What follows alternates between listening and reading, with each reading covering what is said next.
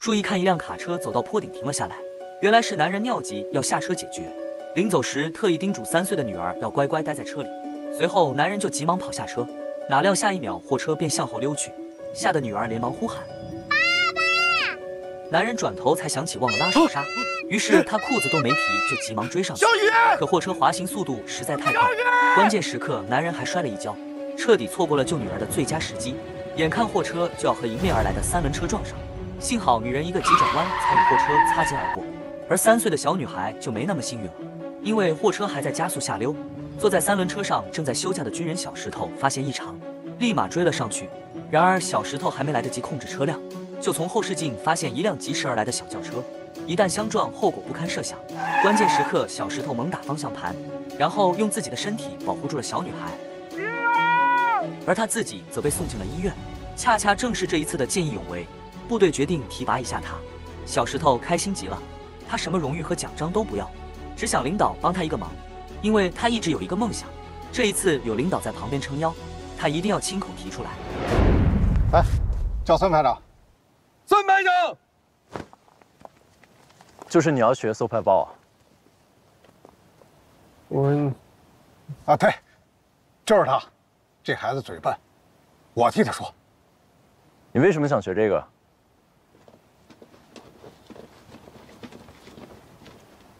小孩呗，我不带他来，他天天跟我闹腾。我跟你说，我带他来转一圈，他自己就不学了。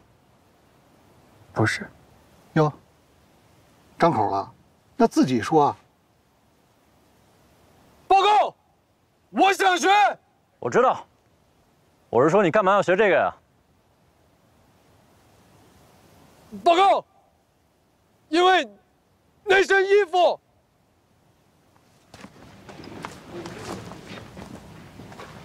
哪身衣服？站在坡坡上那个绿色头盔。哦，那个叫排爆服。真帅。这个理由让领导老脸一红，拔腿就走。而耿直的小石头根本没注意到自己让领导丢脸了，跟在领导屁股后边求挽回。而领导最后也苦口婆心地告诉了他真实原因。我也懒得说这么多了，你回去好好的提高一下思想认识，定期给我汇报。什么时候我觉得你认识到了，我再送你去，听见没有？去。哪料领导不说还好，一说小石头来劲了，不仅在食堂、办公室、训练场给领导汇报，甚至追到了领导的家里。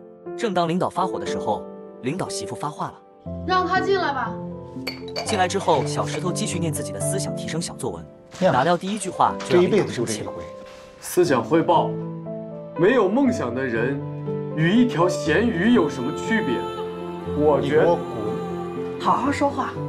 幸好一物降一物，不然小石头都没机会说自己的真心话。我说这身衣服帅，是不太好，但是我真的觉得他很帅。我现在也可以用背包带去拉着新的同志去跑步了，请你相信我，指导员。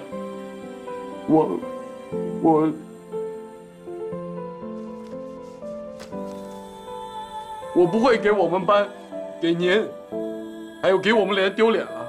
你怎么进的部队？原来小石头是烈士家属，而他梦想的兵种却是工兵中死亡率和致残率最高的搜排报员。经过一番真情流露，领导决定让小石头试试。哪料排报员第一次参加培训就闹了笑话。你们都看着小刘笑是吧？你们能跟他比吗？他才多大？他来这儿就是见习看热闹的。排长本想好心替小石头解围，殊不知这些话深深刺痛了小石头的心。小石头开始没日没夜的疯狂练习，以至于同一个宿舍的战友都看不下去，以为小石头天天晚上解决自己的生理问题。排长没办法，只好叫来小石头谈心。哪料小石头直接上手演示。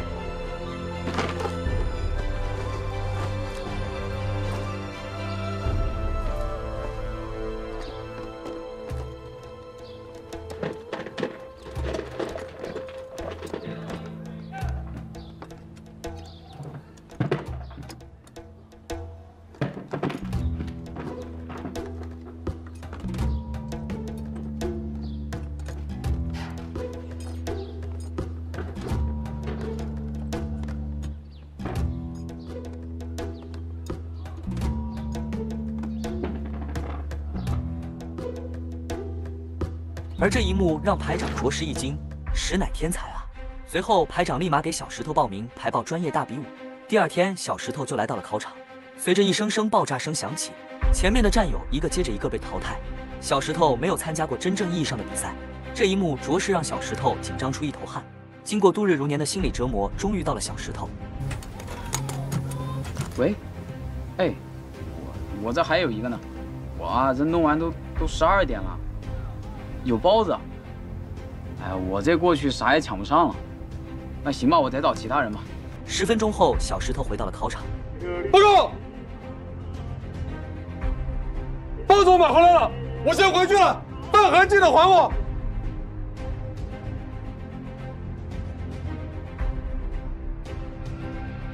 喂，哎，报个事儿呗，这有个新学员，这个排爆成绩破纪录了。不仅打破纪录，还有时间买包子，搁谁能信？部队首长认为这是新兵小石头作弊，对其安排了重新测试。经过简单的交代之后，小石头拿着探雷器立马开始排爆。但是经过一阵探测，小石头发现异常，将探雷器放在一边，转而用自己的眼睛和双手。什么兵？探测器用不用？行来。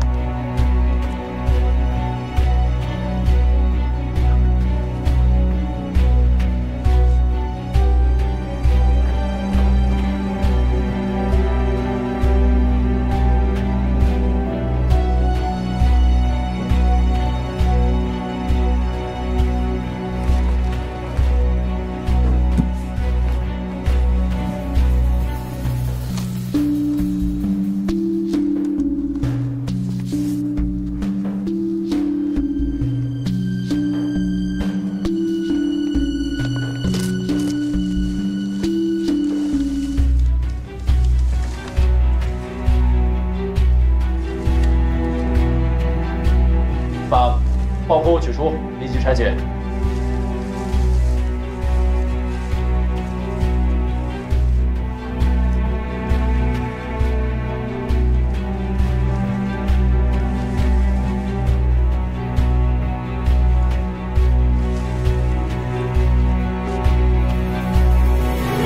报告，拆除完毕。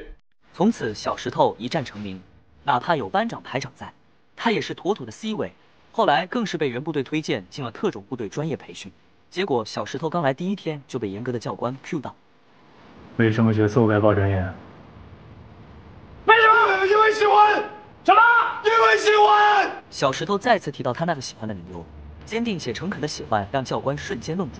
小石头的真情实意是没有错的，任何一种真心喜欢的兴趣都应该被认真对待。但是在教官眼里，搜排爆这个兵种不应该是仅仅喜欢就能匹配它的厚重和危险性。于是教官强调：知道什么叫搜排爆专业吗？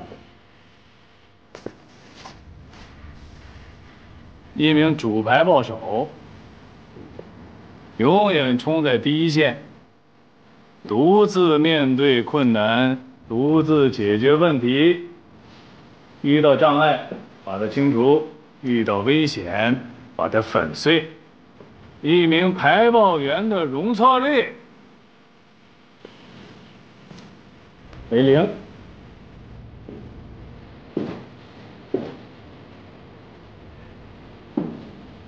解散。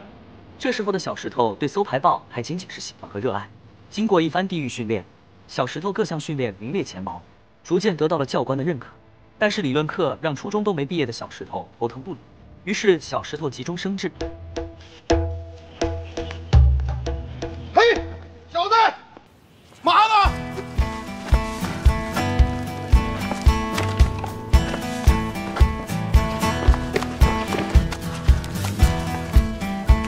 你站住！往哪儿跑？你站住！你把活儿还我！站住！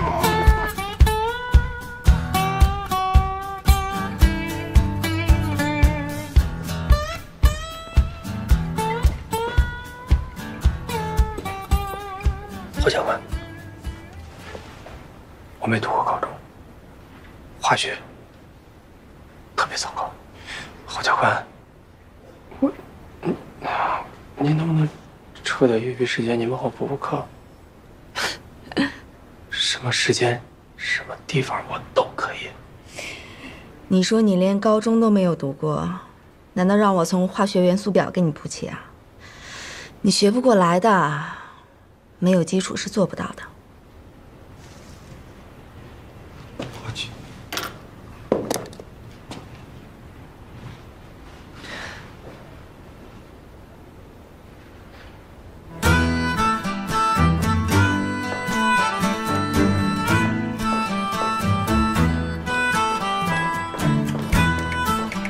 你跟着我干什么？我想什么我呀你？你到底想说什么？报告，我就是想送你点礼物，但是不知道送什么。电视剧里面都是送花。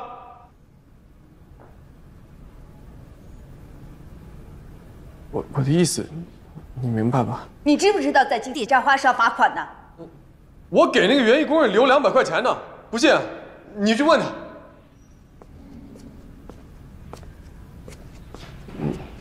你把花拿上，我就不跟你出去了。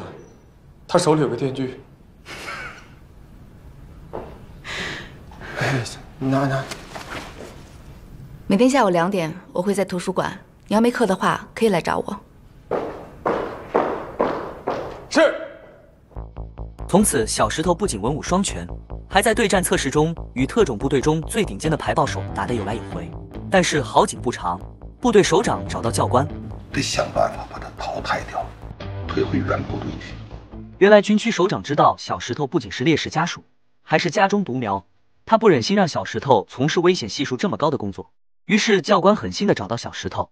这时候小石头正在努力学习，看到床底密密麻麻的资料，他一阵心痛，为小石头感到可惜，但是一想到小石头特殊的身份，还是残忍的说出了口。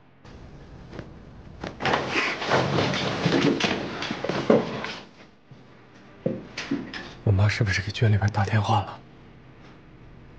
她一定打了，是不是？让开！这不是理由，陈教官。让开！陈教官，我不需要照顾我妈。我妈就算需要有人照顾的话，有那个司机可以照顾她。我姐也在我家呢，他们都在那县城里边。我千里迢迢从县城过来，我就是想学习。我喜欢排爆，我要当排爆手。不能就因为这个理由你就不让我学了？再说了，天底下有什么理由说我不能学这个专业啊？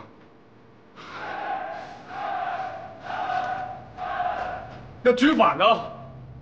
军法说我不能学这专业了。你说这话不算。军人的天职是服从命令。我不。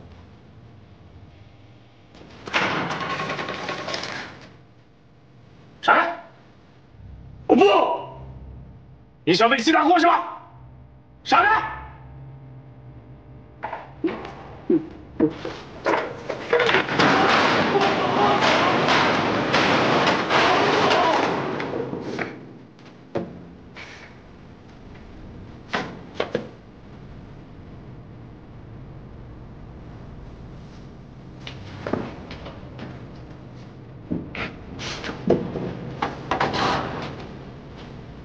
陈教官，对不起，我知道，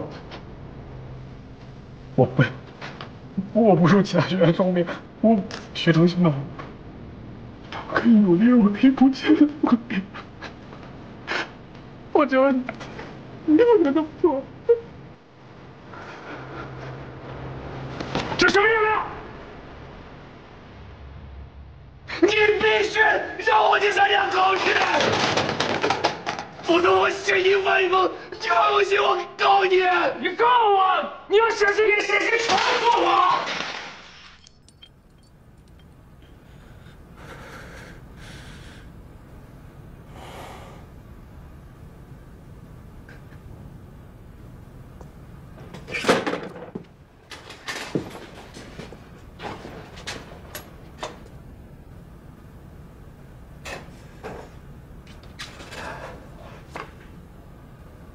就这样吧，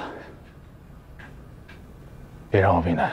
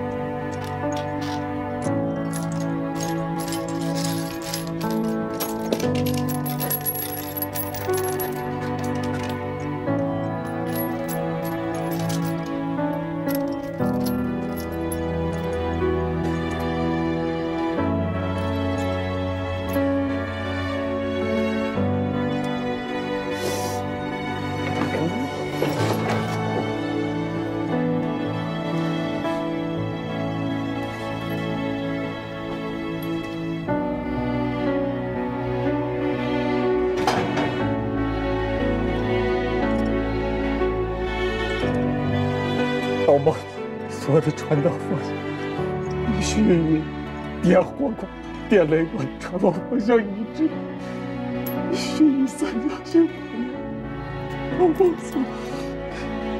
索之间不得相互重复，不得形成环形。地面导盲索在爆炸过程中，导盲索为炸弹。导盲索之间必须有连接块，连接块不同。你可传的一次性传导的导盲索的数量不同，一般是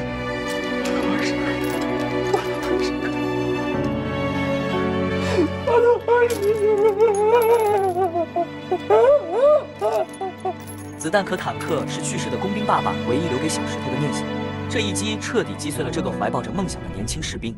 好在天无绝人之路，第二天女教师便找上教官，替小石头争取到了一线机会。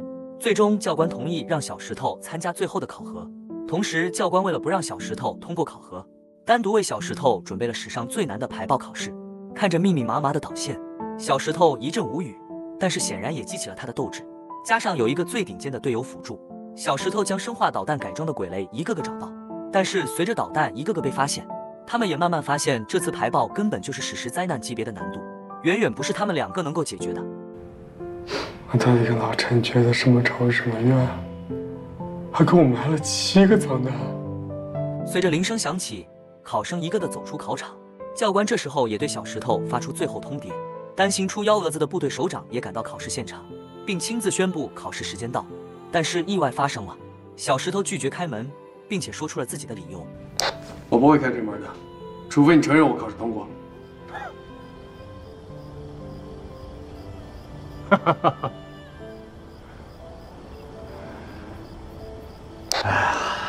刘西史啊，为什么呢？我凭什么承认你考试过关了？行啊，要是你能拆了一科，我拜你当老师，行不行？啊，赶紧出来，不然可就是态度问题了。物理共清出7颗脏弹，均有颗粒状辐射物，隐性部分无法被拆除，只能使用高温箱销毁。当排爆手进入现场，在建筑空间内遇到脏弹时，必须立即封锁现场，以免辐射物扩散。在整个排爆的过程中，唯一有可能牺牲的就是排爆手的性命。如果拿这次考试当成实战的话，我选择与这7颗脏弹共存亡，我坚决不离开半步。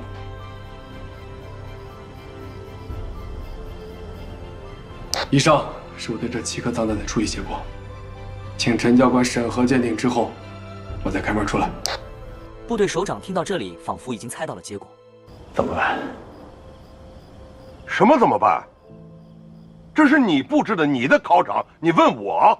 是我布置的，但我也没想到啊。你想到了什么？你这是故意放纵。我怎么可能故意放纵？我昨晚为这个，我一夜没睡好。行了，还有别的办法吗？说呀！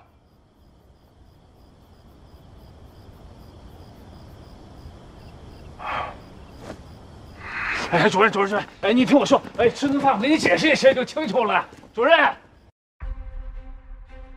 回到宿舍的小石头看着已经粘好的坦克，他才终于明白，原来教官也是一番苦心，甚至胶水都是细心的教官买来的。尘埃落地之后，部队首长也找到小石头。原来部队首长和小石头的父亲本是战友，而他的子弹坦克正是他们2个人一起制作的。你爸爸常说，工程兵去的地方都比较荒凉，所以每次回家都不能给你带什么玩具。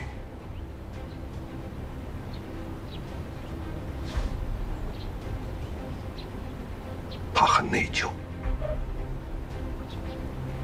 自此，小石头正式成为了一名搜排爆工兵。这一年，他成了队长，并带着战友来到了云南边境，对该地区战时遗留的大量爆炸物及地雷进行拆除。小石头进入真实雷场第1天，就遭遇一个生锈的鬼雷。这是个鬼雷，用什么雷管？要炸一片。虽然鬼雷异常危险，但是小石头可是特种部队的尖刀。在几分钟之后，小石头报出自己的战绩。2017年7月6日，刘锡时排爆小组在1132高地在执行排爆任务，2枚反坦克雷，6枚反步兵雷，现在正式销毁记录。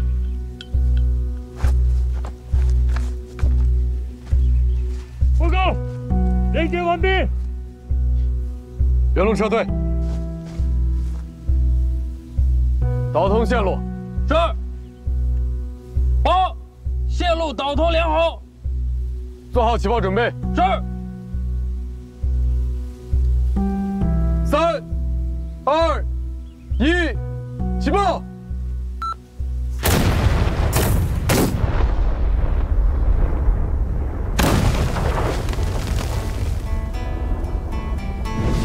紧接着第2天，副队长就发现一件奇怪的事。有个怪事啊，每天早上有人在帐篷门口放吃的，你知道吗？按理说，排爆部队在山上排雷，雷区边缘都会有显眼的警戒牌和警戒线，并且部队扎营周边也会有哨兵不定时巡逻，所以还有人能在雷区或者军事管理区来去自如就很奇怪。但是来不及多想，小石头下一秒就投入紧张的排雷工作，而这一次排雷将改变小石头一生。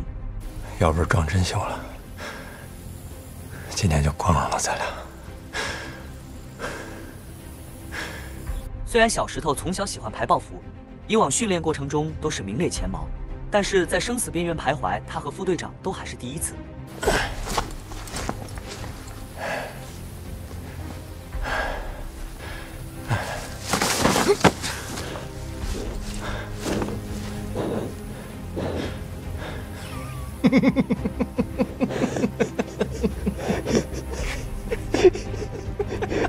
副队长脚软还算是好的，而小石头惊吓过度，直接是吃啥吐啥。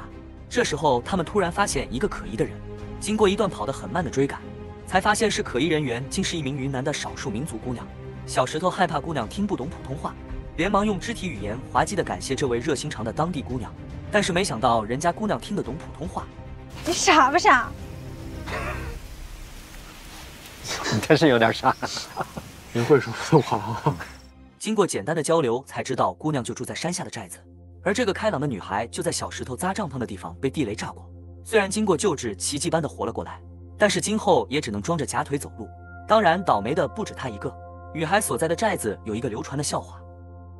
我们这儿有个笑话，刮风寨缺腿，10个人只有9条腿。之前因为死里逃生的呕吐感消失了。从前他因为喜欢而去排雷，而现在加了一份责任感。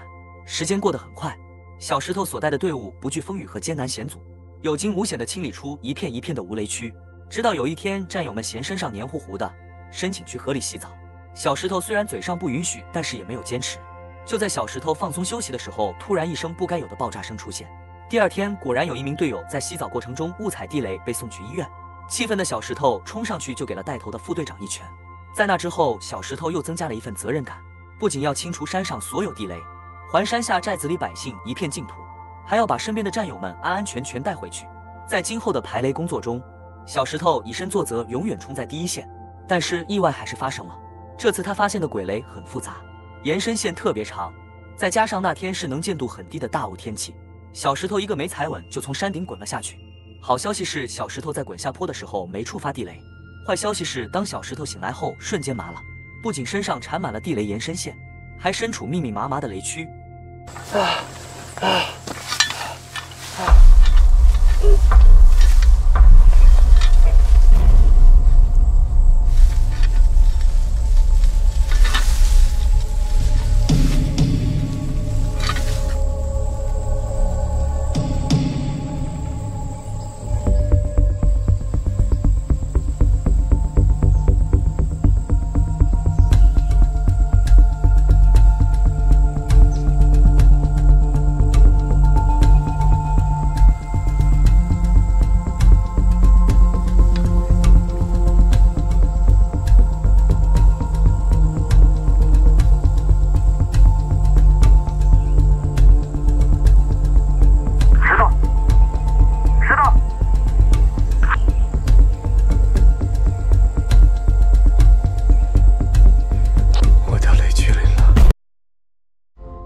当战友们赶过来支援的时候，小石头已经处理了很多地雷，并且对周围的雷区进行了深度分析。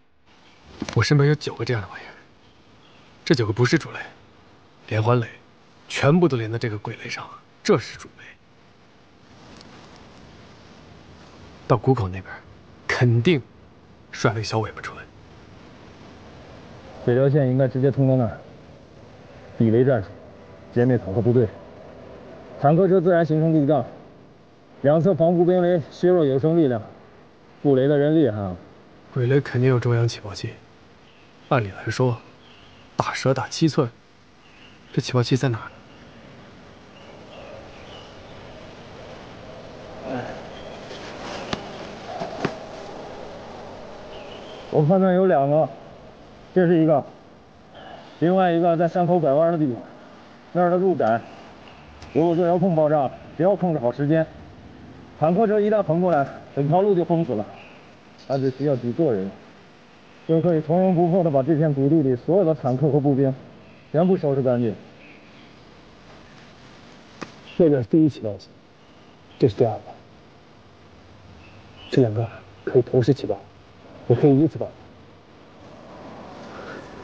行啊，就算其中一个被炸了，另外一个。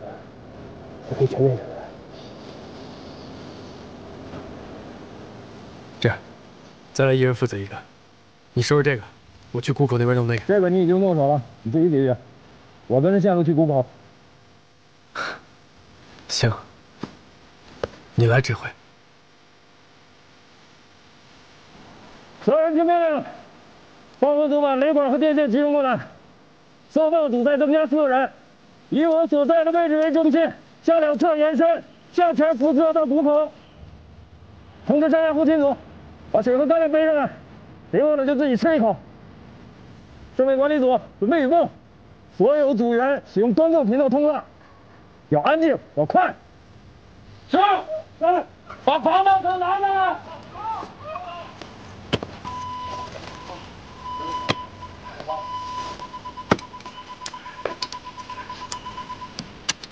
好，可以，来，过来，好了。你到现在拆了多少个？别数。你骗鬼呢！887。888。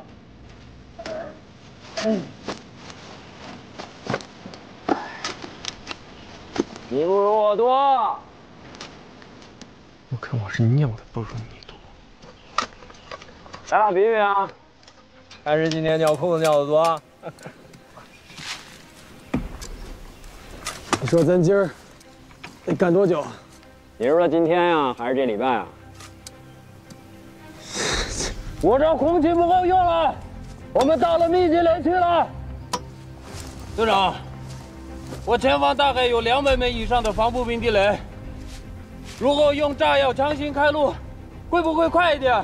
你用炸药开路方便是方便，我原来布的线全炸掉了，还得重新检测。以最慢的速度推进，不要冒险。人工移除风险太大了，这都快成了地雷试验田了。我们用炸药开路，我能在1个小时之内打通。不是你少说2句。是。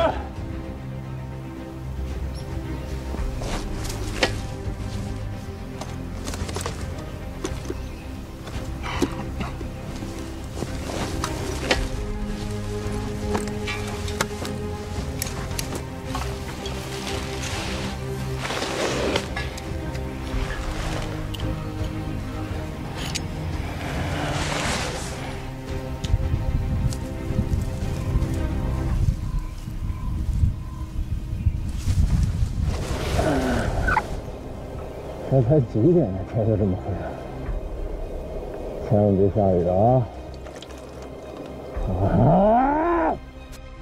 云南说下雨就下雨的天气给排爆士兵增添了不少难度，但是搜排爆的工兵个个都是专业的，再加上小石头对整体雷区的深刻分析，在连续工作44个小时之后，小石头带领的搜排爆小队成功扫清出这部分雷区。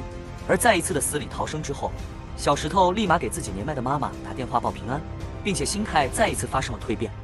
你没事吧？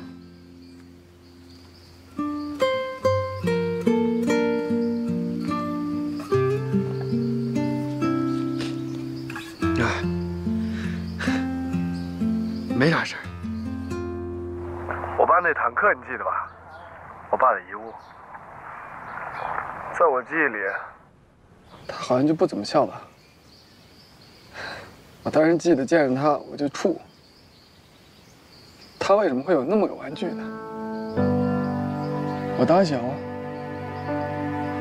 我就记住我身边的同学，我羡慕他们呀。我羡慕他们，为什么有他们有爸妈可以陪着他们一起长大？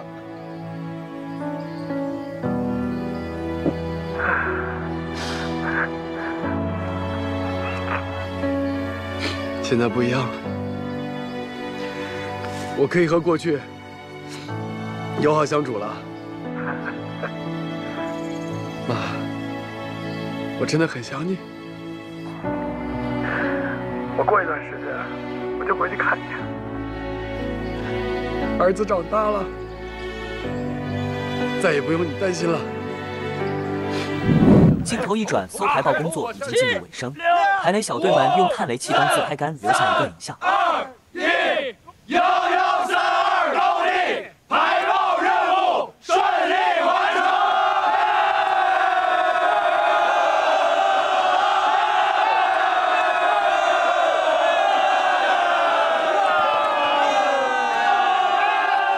这场排除雷患的行动，他们清除了400多平方公里的雷区。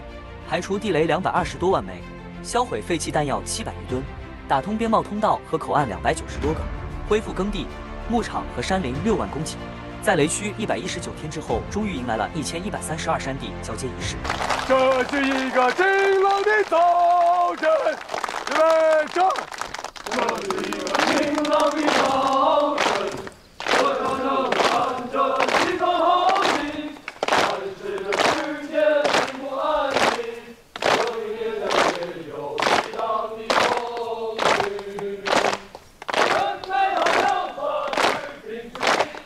当那一天真的来临，放弃吧祖国，放弃吧亲人，为了胜利我要勇敢前进。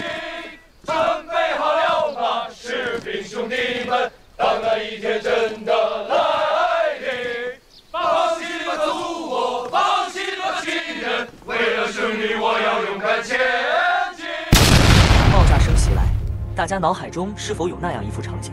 先烈们或者被奴役的人，他们为了清理出一条安全畅通的线路，手挽着手，肩并着肩，人工烫雷。书归正传，其实刚刚并没有发生爆炸，小石头们和战友们更是完美的出现在了刮风寨村民庆典现场。只不过村民们都在开心的载歌载舞，但是这一群最可爱的人只是默默的绕行，然后消失在人群当中。